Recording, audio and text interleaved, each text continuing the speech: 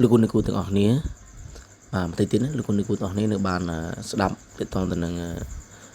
ករណីសិស្សបំបង្កើតសិក្សានិងការគ្រប់គ្រងពីសហគមន៍បាទអញ្ចឹងសូមស្ដាប់ការឆ្លើយសំណួររបស់លោកគ្រូពូលិនដូចតទៅ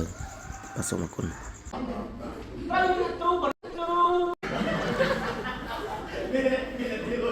ាទដល់ពេលអញ្ចឹងទៅក្រុមគ្រួសារនេះគាត់អត់មានលទ្ធភាពឲ្យកូនគាត់ទៅរៀនទេបាទនៅពេលហ្នឹងនេះយើងឃើញមានក្រុមសមាជិកក្រុមការងារនេះគាត់បានលើកទឹកចិត្តបាទលើកទឹកចិត្តដល់ឲ្យគ្រួសារគ្នាយើងទៅទៀតគាត់ធ្វើម៉េចឲ្យបញ្ជូនកូនគាត់បានទៅរៀនទេដៃគាត់សុខចិត្តបាទសុខចិត្តទៅនិយាយជាមួយបាទគ្រូនិយាយជាមួយអីហ្នឹងដើម្បីរកវិធីដោះស្រាយថាតើត្រូវធ្វើយ៉ាងម៉េចបើគាត់ឈឺតិចអញ្ចឹងហើយបើគាត់ម៉ែឲ្យគាត់ដេកវាផងដឹងណាចាំណាបាទអញ្ចឹងបាត់ប្រមល់បាទហើយដល់ពេលអញ្ចឹងទៅក៏ខាងក្រុមការនេះក៏ជួយដោះស្រាយបាទនេះហើយគឺជាការចូលរួមរបស់សហគមន៍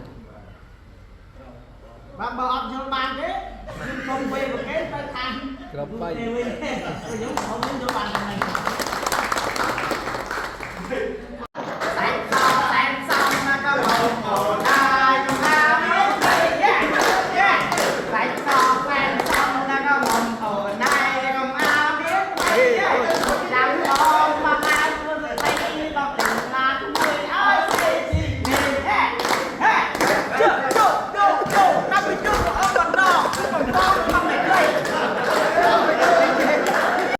បាទបងប្អូនទាំងនេះ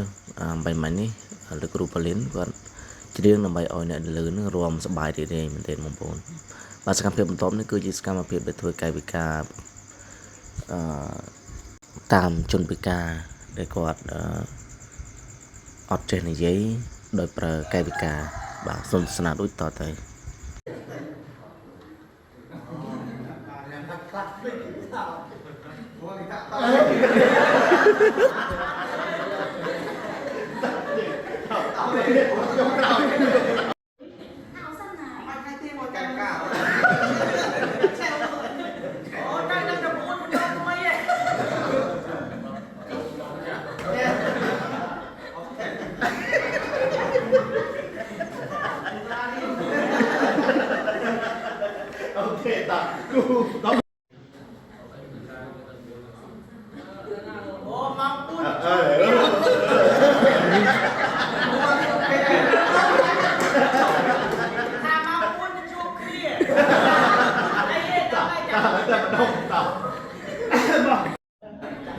អូផឹកដល់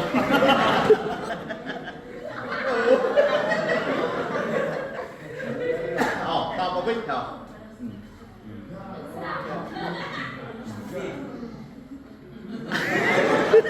អាខាងនេះគេថាផឹកឲ្យទៅនោមសិនបានរំអូខេត2 3ត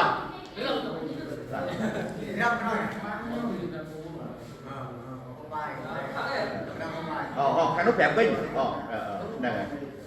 យល់គាត់យើងនិយាយតទៅវិញដូចយើងនិយាយគាត់វិញមកតគាត់វិញណាតគាត់វិញណាតបាយហូបដូចគ្នាអូខេអូខេមានទៀតមានអីត្រូវបង្ហាញទៀតទេមានទៀតទេអូហ่าសុំជិះទៅម្ដងវិញ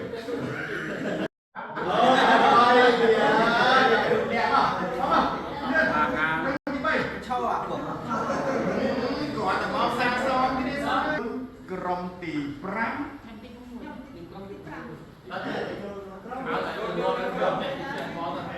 ឡូវហ្នឹង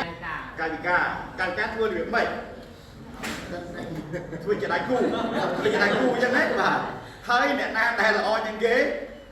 ហើយត្រូវបានបោះឆ្នោតឲ្យចុកដេកបាទហើយចាំយើងអ្នកមើលមិនវិញយើងសង្កេតយើងអ្នកបោះឆ្នោតអូខេយល់ទេ